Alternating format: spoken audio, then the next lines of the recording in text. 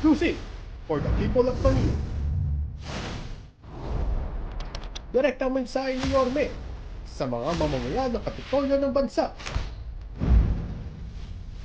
Pakinggan, unawain, at ipasa ang mensahe ni Yorme. Ngayon, talk to the people!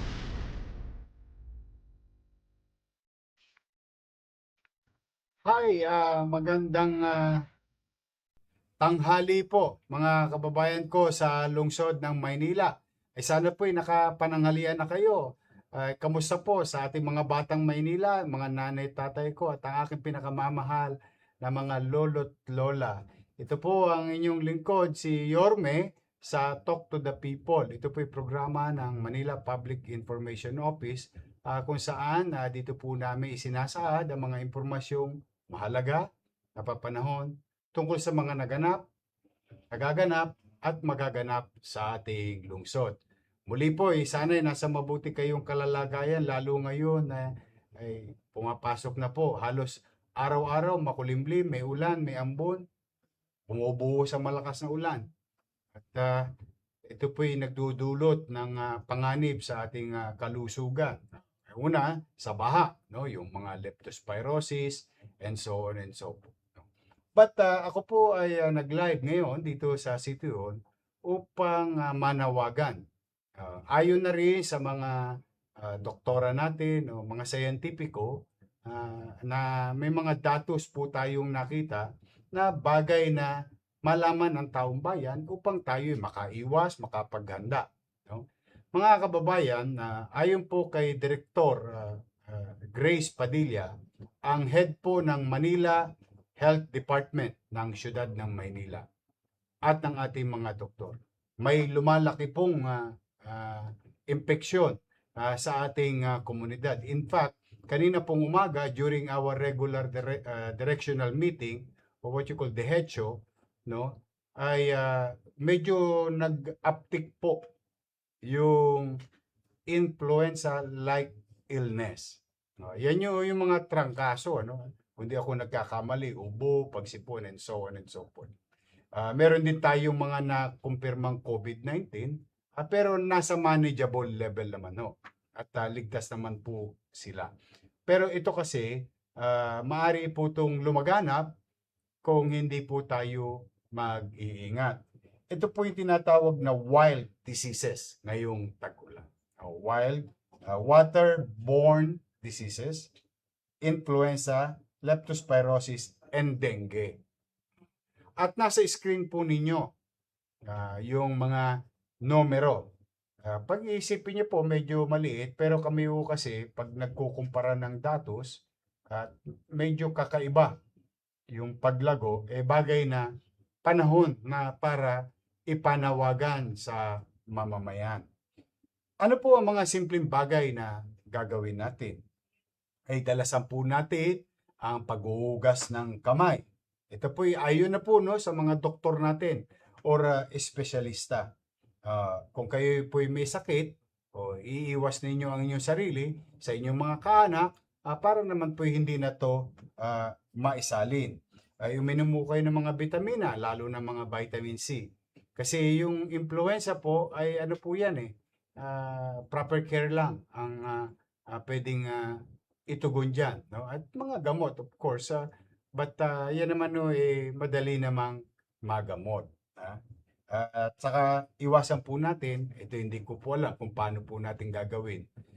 Kasi ito'y walang garantiya. Iwasan po natin yung mga kalsadang may baha.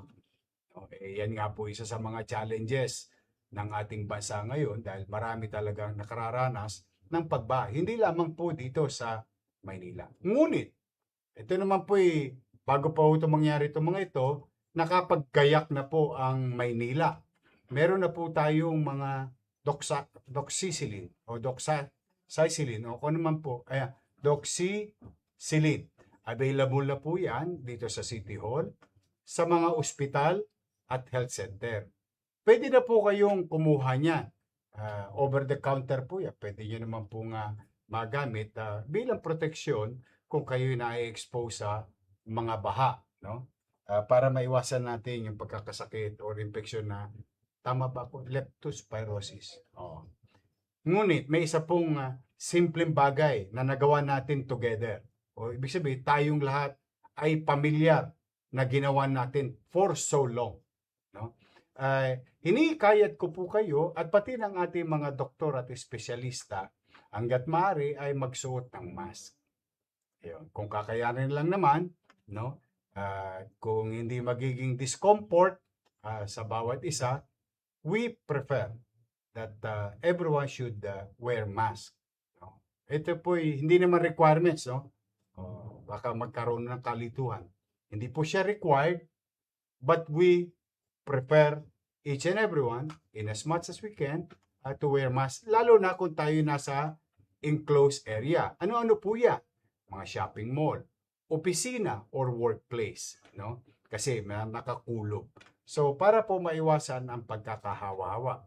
Ayoko naman kayo nagkakasakit. Pag nagkakasakit, lalo na yung mga nagtatrabaho o naghahanap buhay. Mahirap po sa pag napasukan natin kumpanya o yung trabaho particular, no work, no pay. Sayang naman po yung kikitain natin. Kaya manatili po tayong mag-iingat, umiwas, at maging responsable sa bawat isa, sa sarili at kapwa. So, yan po ang aming paalala ngayon, no? Ulitin ko, ipapakita nga natin ulit yung data ng numero ng mga infection sa Manila. Yan po. Yan po ang kasalukuyan ngayon, no? Na nangyayari sa ating lungsod. Which is very important na malaman ninyo na iyan ay nag-i-exist sa ating komunidad. Pero, wala pong dahilan tayo'y mataranta. Daig ng maagap ang masipag.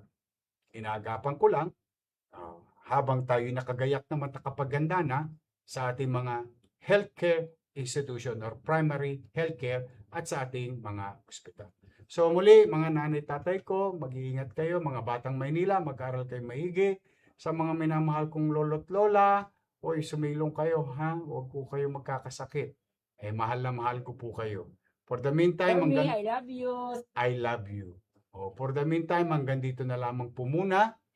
And if I'm not asking too much, please do share this broadcast sa ating mga mahal sa buhay, kaibigan, kakilala, kamag-anak, kakomunidad. Para po lahat ay aware, at the very least, no? Aware sa mga impormasyon at sitwasyon ng ating minamahal na lungsod ng Maynila at ng pamayanan nito. Magandang araw at pagpalain nawa kayo ng pong may kapal. Manila, God first. Exclusive for the people of Manila. Direktang mensahe ni Yorme sa mga mamamayan ng Kapitolyo ng bansa. Pakinggan, unawain, at ipasa ang mensahe ni Yorme. Ngayon, talk to the people.